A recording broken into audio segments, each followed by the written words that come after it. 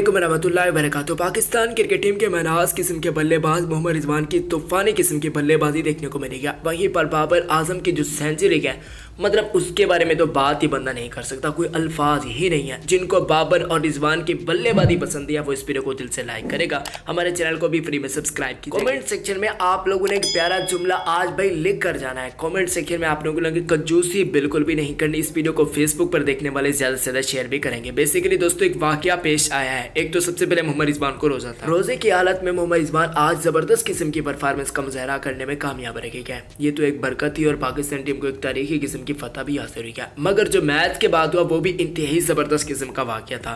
दोस्तों वो वाकया था तबरेज शमसी और मोहम्मद रिजवान का एक दूसरे से गले मिलना। बिल्कुल सही सुन रखे क्या। तबरेज शमसी आप लोग जानते होंगे कि अपने सेलिब्रेशन की वजह से काफी ज्यादा जाने और पहचाने जाते हैं, मगर वो दिल के बहुत ही बड़े। आज मैच के बाद उन्होंने मोहम्मद रिजवान को गले लगाया। ये एक बहुत ही अच्छी बात है और पाकिस्तानी तो अब उनके दीवाने हो चुके हैं भाई। हम ऐसे ही मोहब्बत, मतलब हम अपना दिल ऐसे ही दे बैठते हैं पाकिस्तानी। जो यकीन करें ये दोनों वाकये देकर हमारा तो दिल काफी ज्यादा खुश है और सबसे बढ़कर पाकिस्तान को फतेह है, उससे बढ़कर क्या हो सकता है।